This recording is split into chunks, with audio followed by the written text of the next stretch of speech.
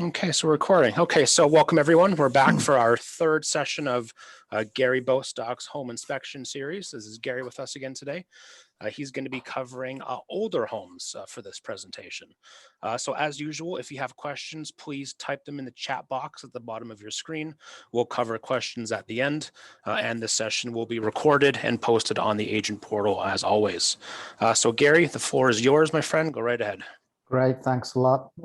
Good afternoon, everyone. Thanks for attending. This seminar is going to be on understanding older homes. It's going to give you just an overview of what your clients may be expecting if you're going in to purchase an older home. For those that have not done these seminars before, we do have a full series of them. I think the next one's going to be on new construction homes.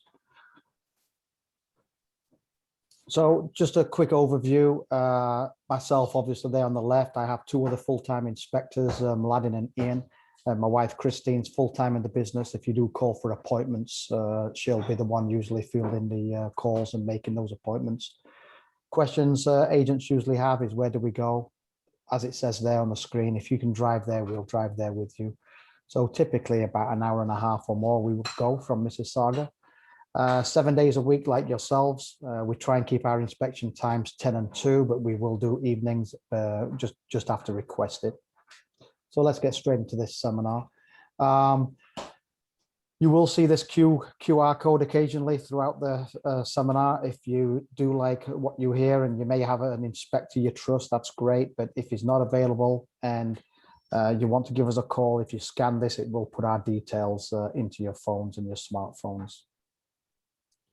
So the goals today, we're looking at the characteristics of older homes. And when I'm talking older homes, we usually, what we consider as inspectors as older homes is typically pre-1950s, we would consider an old home. You know, we'll have people saying, oh, I'm buying a 1980s house, I'm buying 1970s. To us, that's not old. People may think 1960s, but as far as us as inspectors, an old home to us is probably something built pre-1950s, okay? And it's great you guys doing these seminars, because you may know a lot of this stuff. So sometimes it's just kind of a refresher course for you, just to, you know, everyone needs it now and then, just to refresh what characteristics are in an older home. So we're going to look at some older systems that are wearing out, that you may have to keep in mind, may need replacement. Could be some insurance issues with some of the older products that we identify. We may have to do upgrades. But again, same as when I do the seminar in 2 weeks' time on new home construction, there's no perfect home. On a brand new 2 months old home, there's still no perfect home. There's still going to be some deficiencies. But the deficiencies we're talking about on these older homes is more going to be through the age of the components or the products used on the build. So we're going to look at some maintenance cycles of some older products. And you're going to see some pictures there that you may never have seen. You may never see some of these products. But again, I'll give you little bits of tips of how you can always make yourself sound really knowledgeable on all old homes. And I always explain to people, even though you've got the contract signed with your clients to list their house or to buy a house for them, we should always be selling ourselves, right? And put in little bits of knowledge that is going to be good for them. Everyone always wants to be reinforced that they know the right people. So when you see us do inspections, we'll give them extra information, tips on how to keep their upkeep on their home. That has nothing to do with what's wrong with the home now, but we try and give them an education as we go forward, right? So we're going to look at some obsolete systems, obsolete electrical systems, heating systems, products that have worn out, plumbing products, okay, water supply lines, things that can be very costly.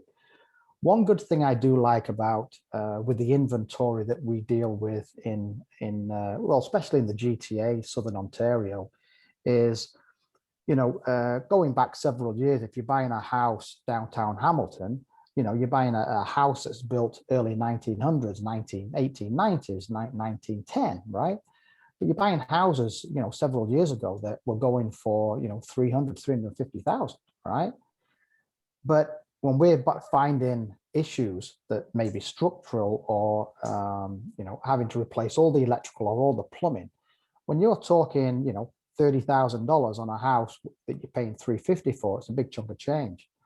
Fortunately, when we're dealing with older homes, century homes in Toronto or South Mississauga, closer to the water, these homes are usually in the millions. So $30,000 on a $2-3 million home isn't the same as a $30,000 on a $350,000 home, right? As it is now, Hamilton and all these areas are really, really exploding. So that 30,000 is not going to seem as high. Okay. So we're looking at electrical systems. Okay. Now we're going to be looking at knob and tube that we're going to say should be replaced. Okay, even non-grounded, and I'll put a little piece on non-grounding wiring as well. But the trouble is, there's no law out there saying you have to replace knob and tube. It's not on the endangered list that you have to replace it. But what happens is insurance companies are the ones that are driving us to have to do certain replacement of products. Okay, and knob and tube and non-grounding wiring is one of those products. So on the older homes, right up to the mid 1940s, we were using knob and tube wiring. Okay, so as we do our inspection, if we see something like this, it's a no-brainer for us. We're going to identify its knob and tube wiring. We're going to tell them that the likelihoods is there's very few. In fact, I don't know of any insurance companies today, okay, that are taking on any new customers for knob and tube. So what happens is we'll do an inspection, identify knob and tube, and the sellers may say, yeah, well, I've got insurance, so that yes, you can get insurance. Well, yeah, that may be the case, but they may have lived there for 15, 18 years or 12 years when insurance companies were insuring knob and tube. I don't know of an insurance company today that will insure a new customer with knob and tube when you buy that house.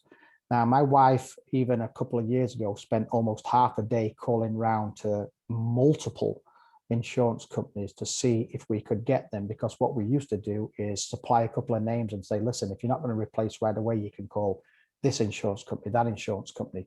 So if any agents listening to this seminar today know of some insurance companies that will insure new customers with knob and tube, could you please send me a text or call me so I can give that information to potential buyers, but I don't know of any right now. So what happens with knob and tube? It's just obsolete today, okay? It needs to be replaced. It's not grounded, okay? And it can be expensive. And the reason it's expensive is twofold. One, it's the secondary damages, because when knob and tube was used, we weren't typically using drywall, so we didn't have hollow walls we can easily feed wires through, which means we've got to now knock out holes in our lath and plaster walls to feed the wires through. So then we have the secondary damage repairs. So it's not just the repair to install the new wiring, it's a secondary damages, fixing the wall and also then having to repaint. So if we can see this, it's easily identified. If everything's been sealed in, we may have to take off an outlet. If we see it's non-grounded, we may have to take up an outlet, and this is what we will be looking at, okay, to try and identify and let them know it's knob and tube. Now, again, we're telling them that it's knob and tube. It's not illegal to have knob and tube wiring. However, we do recommend it gets replaced, and you may have difficulty getting insurance. That's exactly how we explain to your clients, okay? And obviously the cost is going to depend on the design of the home. Is it a two-story? Is it a bungalow? You know, whatever, right? So, but it is one of the more costly repairs, probably second most costly to replacing plumbing, okay? So that's where knob and tube. So while I'm still on the electrical, so you may see something like this. Well, imagine each one of these boxes is representing, okay, a single breaker. So imagine right now, if you're in a home with a breaker panel and you've got, 20 down the right, 20 down the left, okay? Well, here we're looking at, one here, one here.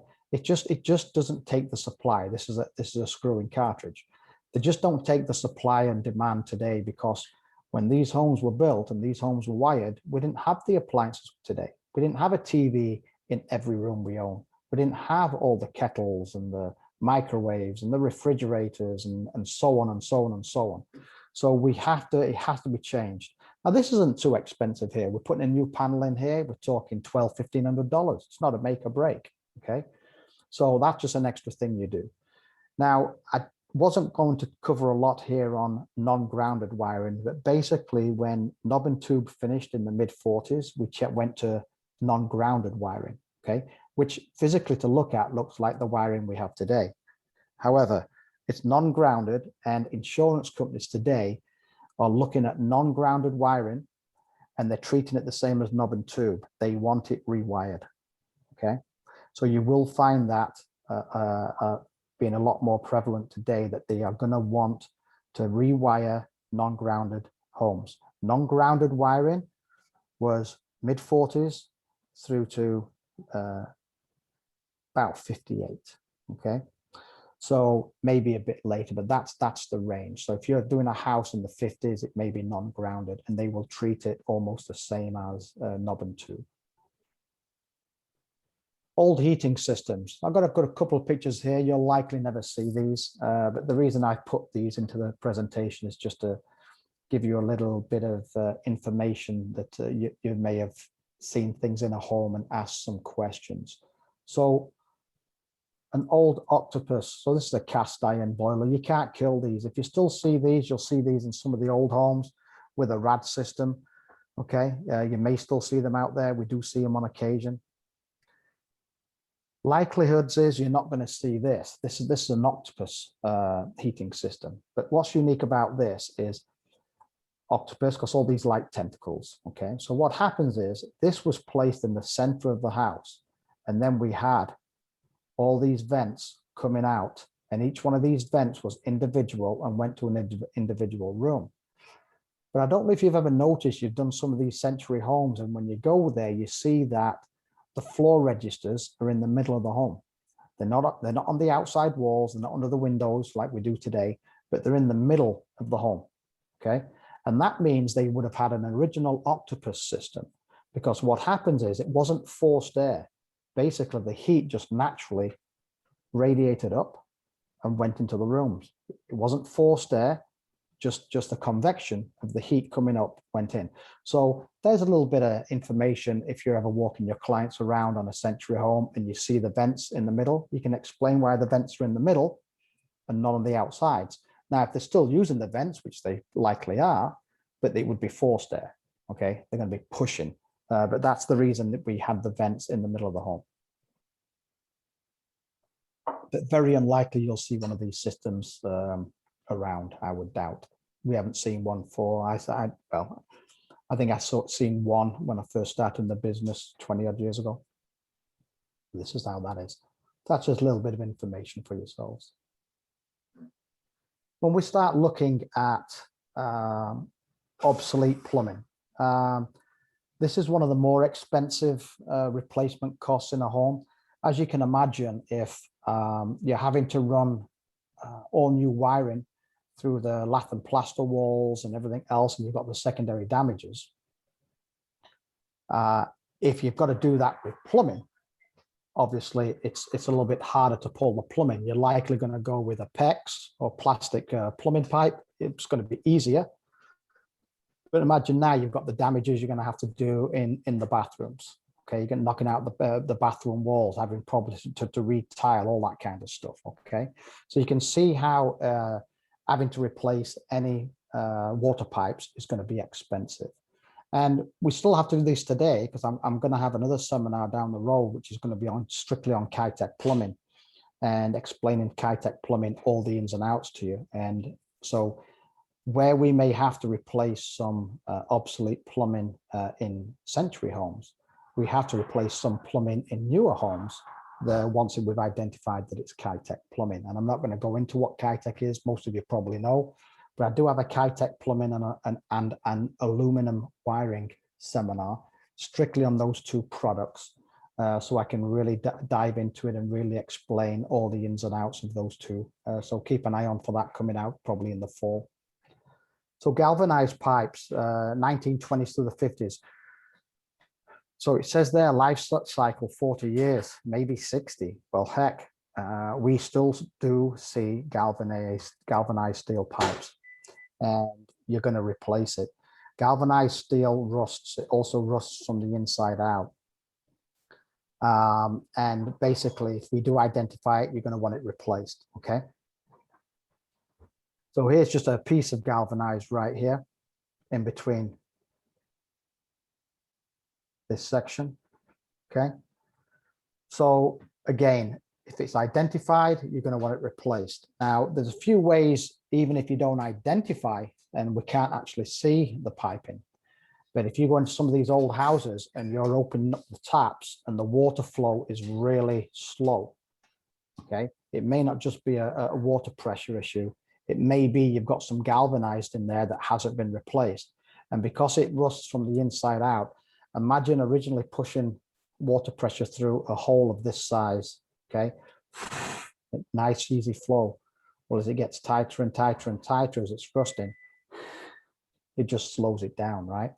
Similar to how the Kitec's working, but different. But anyway, so if we do see it and we do have really low water pressure and we don't think it's a water pressure issue, it could be that there's some galvanized in there.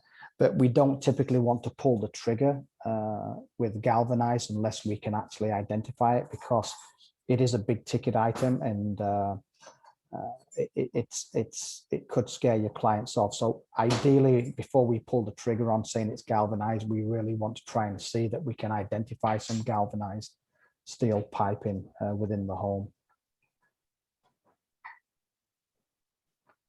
Again, here's some galvanized.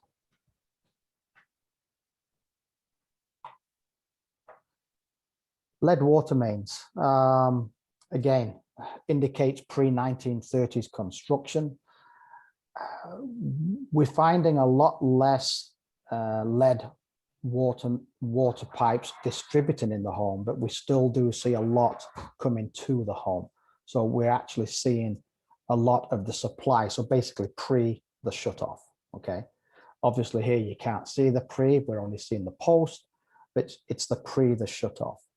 Now, the thing is with lead, most people do not want to have lead pipes in their house. But what people have to understand is if we've got the lead coming from the shutoff valve, which is usually either in the middle of the garden or middle of your driveway, you're responsible from that shutoff from the street to your house is your responsibility. Now, if we identify that it's lead, most people want it replaced, which means it's pretty expensive. You've got to excavate all the way to where the shutoff is on the street, okay? Just because they don't want the lead portion. But in reality, more than likelihoods is that the water that's being supplied down the middle of the street is still lead. So really, all you've done is, hey, I'm not having it between the main lead stream and my house. So if that's the case, really, why bother? Just if you go away for a week or two, maybe just run your water for a few minutes just to get rid of the water that's been sitting in that section, and you should be good to go. But you will find that most people, if we do identify it, they want it replaced. And that's not for us to say that they need to do it or not. But one thing you have to understand with lead is any lead that you take ingest or digest into your body or your body absorbs, you have for life. You can't expel lead out of your system. Okay. How do we know the difference between lead and galvanized? Okay, well, if we see the bulbous end, we know this is lead. Okay, but we also know that galvanized is magnetic and lead is not magnetic. So we do carry magnets, and if we can't see the bulbous end and we can't scratch enough of it, we will try and put a magnet on it. If it sticks, then it's galvanized. If it doesn't, we know it's not galvanized. It could be lead, it could be copper. But if you see the bulbous end like this, we absolutely know it's lead. So again, I've already covered some of this earlier. It's just the water sitting in there. So just flush it out. I mean, the majority of England's built on lead, you know, and anybody who's met me, it didn't do anything to my growth. I'm still 6'4", right? But anyway, so like I say, it's not a big deal for that section, but in most inspections we do, most people before they leave say, I think I will replace that lead pipe. Okay, lead throughout the home, slightly different because it's constantly going to be sitting in there. So we see less and less lead pipes throughout the home, but we still see quite a bit of it coming to the home. Okay. Insulation levels, not a big deal. I mean, your house isn't going to be, you know, it's not going to be as energy efficient as a house built, you know, in the last 10 years, the last 20 years, the last 30 years, or the last 40 or 50 years. But our job's not to say how well a house is insulated. That's really outside of the scope of a home inspector. We may say insulation levels are low. You may want to increase them in the future, you know, for energy savings, but it's not a deficiency to us because the levels that they were there when the home was built is what was required at the time. So we're not energy auditors, okay? That's not part of our job, okay? So yes, you may have little to no insulation. You may want to upgrade, but it's just an economical thing, really. They don't have to. And just remember, when we tell anyone that if they are going to upgrade their insulation, they also then have to increase their ventilation in the attic, because if they don't, it's going to then cause secondary damages, i.e. mold buildup on the sheathing in the attic. So there's always a cause and effect no matter what you do in life. You do one thing, it causes something else. We add extra insulation, it helps on our energy costs, it keeps our homes warmer, but it also makes the attic warmer. Therefore, we have to put in more ventilation to create more airflow to balance the attic out so we don't have mold the next time we do an inspection on that home.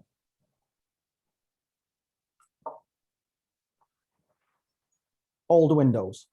Again, as far as the letter of the law goes for home inspectors, as long as the windows are not deficient in regards to there's wood rot or stuff like that, then they're doing what they're supposed to do. They're keeping out the elements, and that's what a window needs to do. Unless it's rotting, then it's a deficient window. If we see windows that have thermal seal breaks and it's a vinyl window, then that's cosmetic to us. Yes, the window's not doing what it's supposed to be for the energy efficiency, but the moisture running down the inside of the windows is not going to rot the vinyl window.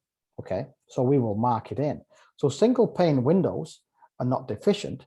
They're not the energy efficient. Okay, but as long as they open and they close, it's not how well they seal to us. Now, I think I've got another picture of this, and we'll come back into this later, I think later in the seminar, but single pane windows, you know, maybe they're healthier today. Maybe we get more fresh air. Maybe having our houses sealed up too tight isn't as healthy for us. Maybe back in the day, you know, having the drafty windows was a good way to ventilate the house. But again, it's not a deficiency to us unless we saw that there was rotting in the window frame. Okay. Now, quite often we won't open many of them. A lot of them get painted shut. You can, on this picture, you can actually see there's a storm window on the exterior. But again, if your clients are going to upgrade, it's expensive. But as long as they're working and they're operating and they're stable, they're good to go as far as an inspector goes on our side. Again, we're not energy auditors, okay?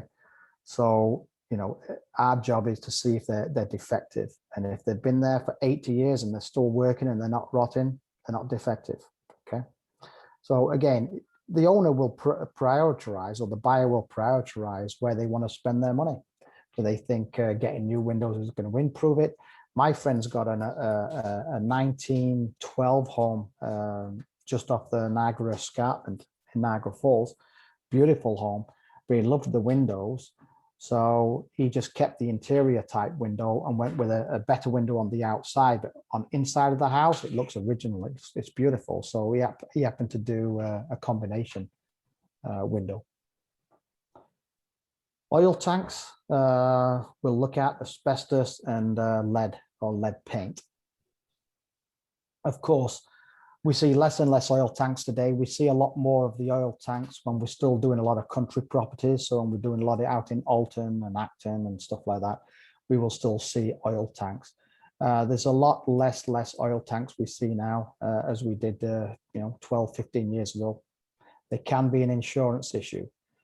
Oil tanks 12, 15 to 20 years old is what you're looking at. Now, what happens with the oil tanks? We have the filler valve, but every time they're filling up the oil tank, a certain amount of moisture will always enter the tank. Okay. Now, oil is lighter than water. It sits on top of water. So over the years, certain amount of moisture will get into the tank and it will sit right at the bottom here, right? Because oil is heavier than water. Lighter than water. So the water sits down here and it rots out the bottom, okay? So that's why your insurance company will always ask you the age of your oil tank, and every oil tank has a manufacturer's date stamp on it. It has to by law, okay?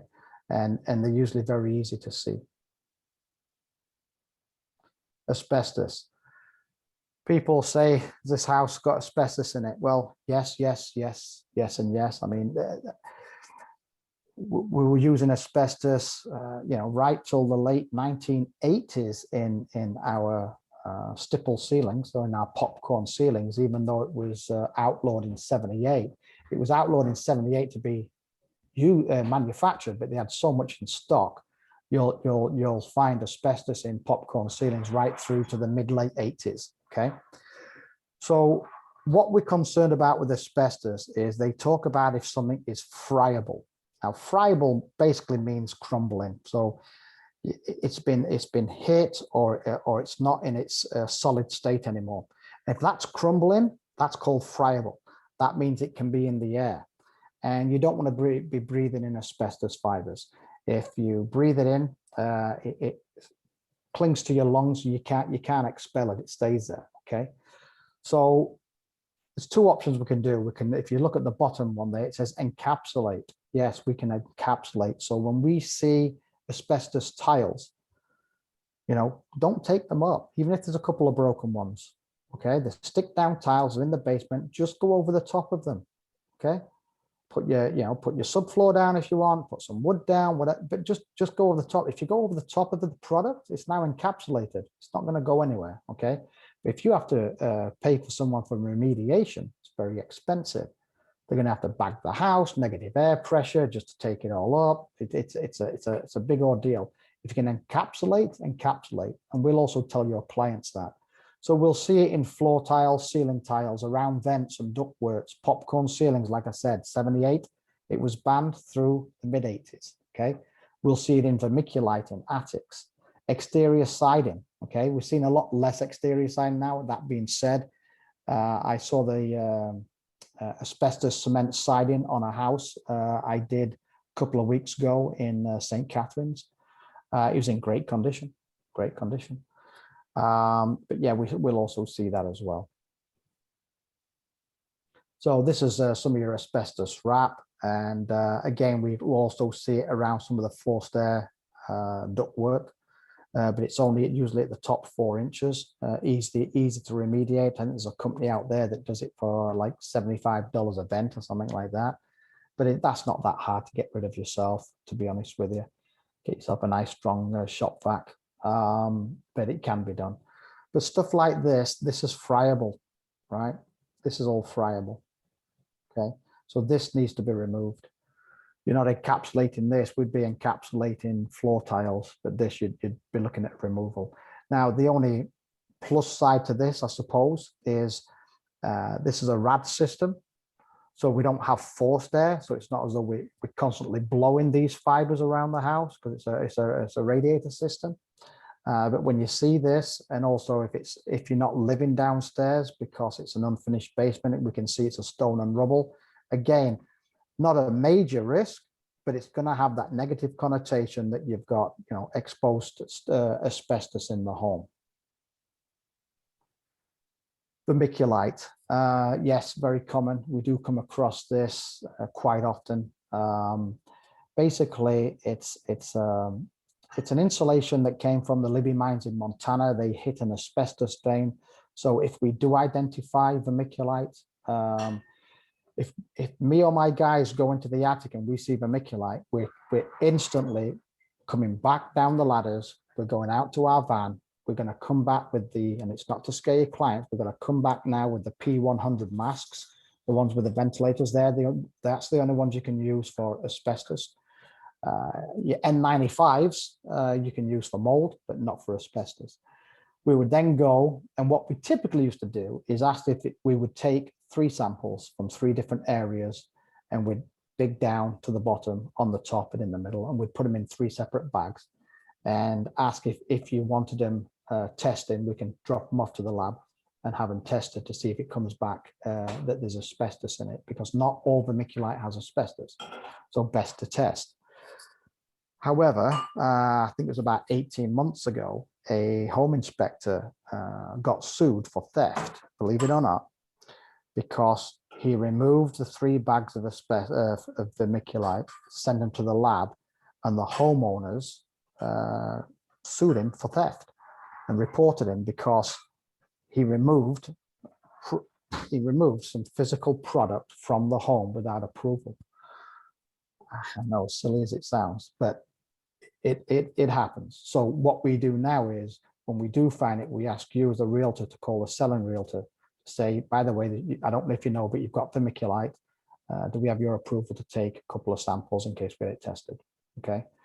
So it's just one of those things that is unfortunate. Anyway, but it happened. So that's what we have to do now.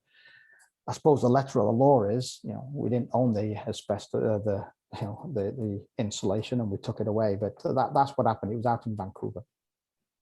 Again, if it is, remediation can be costly.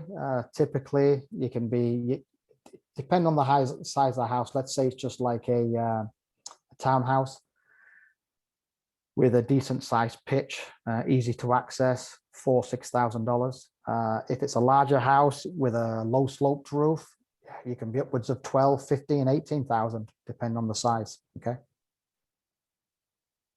Now, if it comes back positive, there's nothing wrong with leaving it up there. You just can't go up there to send the kids to play or decide you're going to be putting pot lights or ceiling fans in your bedrooms and crawling around there and disturbing it, and all the fibers start coming up. That's why most people will, if it gets tested positive, will want it removed.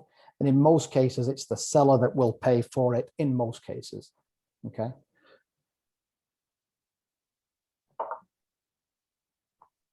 And again, if we send it to the lab, we usually get the results back the next day. Obviously, this one came back at 10% fibers of asbestos. So yes, it's got asbestos in it and would likely want to be removed. Okay. Talking about lead paint products, a ruling came out a number of years ago that if you're removing anything with lead paint, it's got to go to a different landfill. You can't go into a regular landfill. I don't know any builder that would actually do that and admit to it and pay the extra money. But in reality, if you're doing a renovation, you're removing any products that has got lead paint in it, then it has to go to a different landfill. Okay, so a lot of older homes. So the issues with lead paint is if you've got little ones, and remember the previous picture, and I showed you the single pane window, and you saw the flaking paint. Well, those flaking paints are going to go somewhere, and they're going to go onto the floor. You got little ones walking around; they're always touching the floor, fingers to their mouths, ingesting now lead paint. And again, like I said, once you ingest lead, you can't expel it. You've got it for life. So with things like that, and your door jambs scraping, that's the issue we have, is with the dust from the lead paints. This is not something we're jumping into and explaining to your clients during an inspection, but you just have to have an understanding what the issues are with the lead paints now, which we don't obviously use anymore. Bulging plaster, hardwood floors, sagging floors. Just a quick note on a few of these. This is a lath and plaster. These are considered called keys. If you ever noticed big chunks of plaster fall off, it's probably because this is broken off. And it's really all this being pushed into the lath that's keeping the plaster on the walls. Lath and plaster we used right up to the 30s. We used a gypsum lath, which is pretty much the same thing, just has slightly different characteristics, but it is still a plaster, 16-inch centers. Use that right through to the mid-late 60s. You can tell drywall, it's just hollow, okay? Has a different sound, but we know. But as far as our reports go, we don't tell them if it's, it doesn't matter to us if it's lath and plaster or gypsum or plaster or drywall. If it's not deficient, it's not deficient. It's not relative to that, to the actual inspection unless they ask the question. Hardwood floors, mainly cosmetic to a certain amount, unless they've gone down too far. You can, these type of wood floors, you can sand quite often to get down. But when you start sealing, you're standing down enough that there's hardly any nail heads left. Maybe it's time you should be looking at maybe reflooring.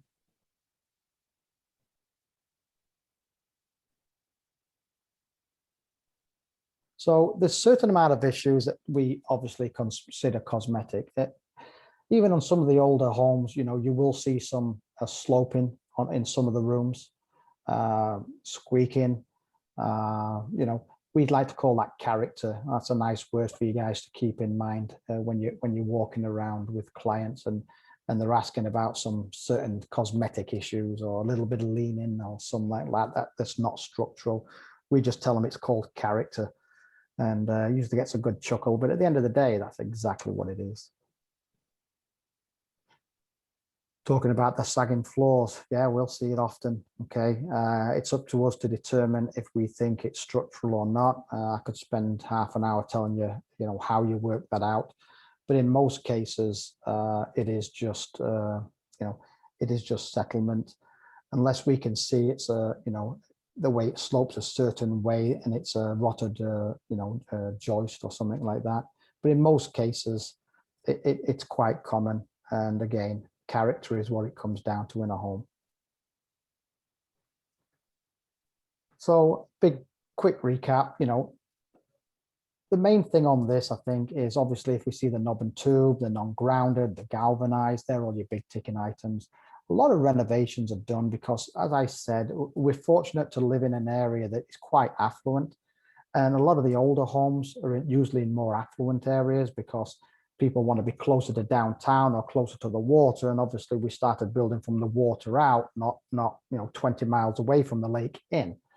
So the homes we're dealing with are usually, you know, in the, you know, high million plus range, 2 million plus range. So when we are talking of maybe repairs of 30,000, 20,000, it's all relative to cost. Like I came back to that, not to pick on Hamilton. I like Hamilton, but, you know, 10 years ago, you know, you were picking up houses for 350 built in the 1910s that needed, you know, $50,000 of work.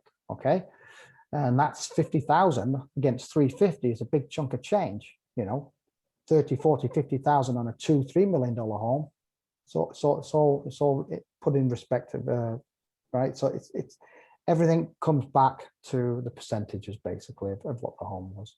So again, we're just trying to align the expectations and the reality to your clients and what they're buying. Anyway, that's about it, guys. I do appreciate your time. If you need to go to my website, there's some videos on there, tells you what we do. I've got over 1,800 referrals or customer reviews. These reviews are usually from your clients and also from agents. I can't change the reviews. I can add to a review, but I can't change it. It's done from an outside company. But hopefully you enjoyed what you heard today. I think the next one is new construction. We're going to be talking about strictly new construction, something that is built basically last month, and what the new products are. Perfect. Great. Thank you very much, Gary. And you're correct. Yeah, new construction is up in 2 weeks from today. Right. So we've actually got a couple questions here for you for this one. Sure. So one of them is regarding the risk involved with installing something like pot lights on popcorn ceilings. You did mention that there's could be potentially asbestos up there. So how risky is it? I wouldn't call it that risky. I mean, you're only going to be drilling out, a 4-inch hole, right? Um, I'd say minimal at best, okay, because they're not putting that many in.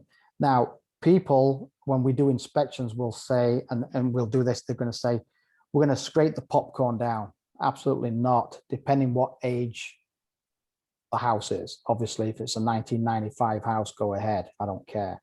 But if it's anything built, let's say, 1988 and earlier, absolutely not. Test it and then decide. But the easiest thing, I have talked about encapsulating, right? The easiest thing, and I just did mine, okay, is I had the guys come, make all the mess, put in all my pot lights over the existing ceiling, and then I went a 1/4-inch drywall over the top.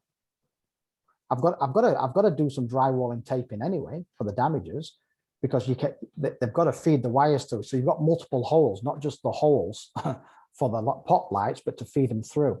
So you're as well doing the damage on the existing ceiling, and then putting sacrificing a 1/4 inch in height and re-drywalling right over the top. That's going to look far nicer for a flat ceiling, even if you just want a flat ceiling with no pot lights, than it is to try and scrape down and then have to still do some taping work, right? I hope that answers your question. Gotcha. Perfect. The next one's in reference to back in 2016, 2017, when the market was a little bit crazy, and a lot of the offers coming in were basically firm, no inspection, no financing, and in some of those older homes. So if we ever get back to that market where a lot of the competing offers have no inspection clause to even stand a chance of being accepted, what are some of the glaring red flags that you can kind of touch on for someone with not a trained eye when they go into to kind of do a showing of the house?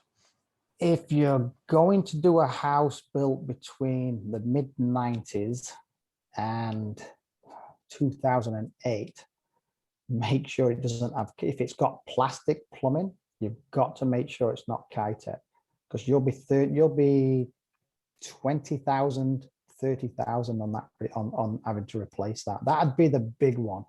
I mean, listen, you have to understand that, if the shingles have to be replaced, I can afford 6,000. If the furnace is going to have to be replaced, I can afford 4,500.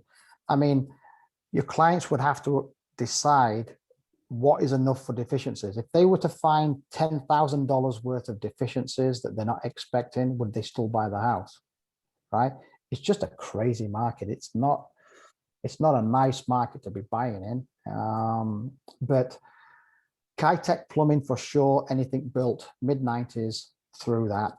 Anything older than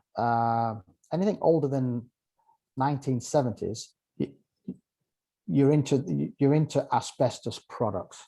I mean, vermiculite was used well past that, but I'm just talking about asbestos tiles and wraps and stuff like that. That'd be hard for you to identify. You could lift up some floor registers, but again, we're talking, $100 a floor register. So, $1,500 is not going to kill a deal, right?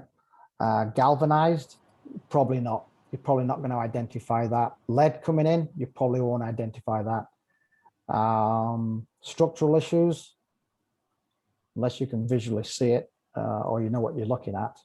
So it's just a very difficult, you're in a catch-22. I know you don't want to write it out. The other option you can do is we do what's called walkthrough inspections, where if you can get us in the house for an hour, we'll do a walkthrough before the offer. There's no written report, it's just verbal. So we'll walk there. We actually get to the house 30 minutes early, do the drone, do the roof, do the exterior, and then we need 1 hour in the house. And all we do is hit the highlights. The attic, you don't really want to buy a house without checking out the attic, but obviously people are. We will check the attic, we will check the foundation. But yeah, it's a very tough situation to be in. You want to buy the home for your client, but fortunately, you've got to go in firm. It's tough. I mean, it's 2017 all over again now, right now. Yeah, that's the rough part about that. Thank you. So the next one here is coming in regarding drain pipes, cast drain pipes. Are there any rusting issues with it? Yeah, cast iron. I actually got that in my next the presentation on aging a home. I've got some good information on cast iron. If we see cast iron, we do call it out that they are getting past their age. I mean, you can get 80 years out of them, but they are, when you're doing an upgrade, if you can replace it, it's advisable. But as you know, the main pipe goes right through the middle of the house. It's not an easy and inexpensive thing to do. But we will just call them out and tell them that they're aging on cast iron.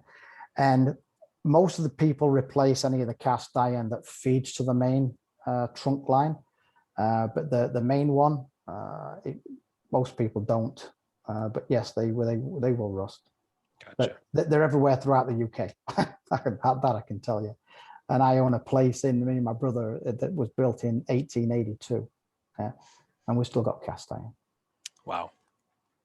The next one here is just regarding your company here. Do you charge less or the same for just a simple walkthrough inspection?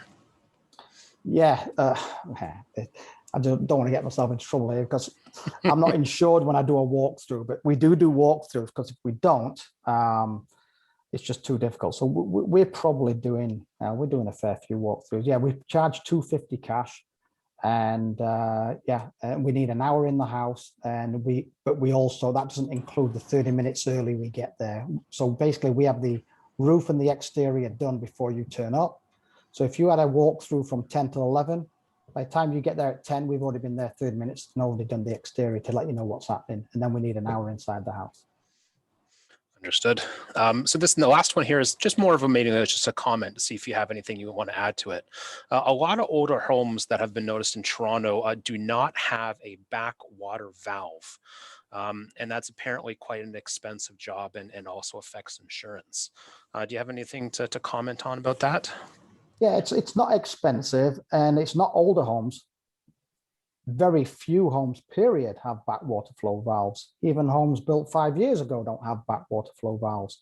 So a backwater flow valve to put in costs you about $1,800. That's it.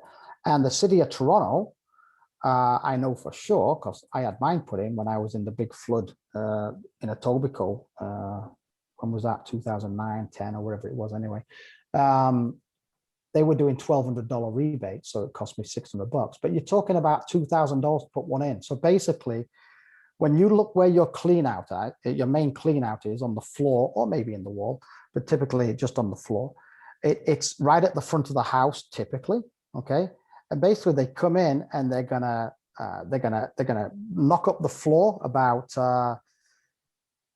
2 feet, about 2 feet, 2.5 feet by about 18 inches wide. And they're going to put in a big box with a valve in it that lets the water go outside.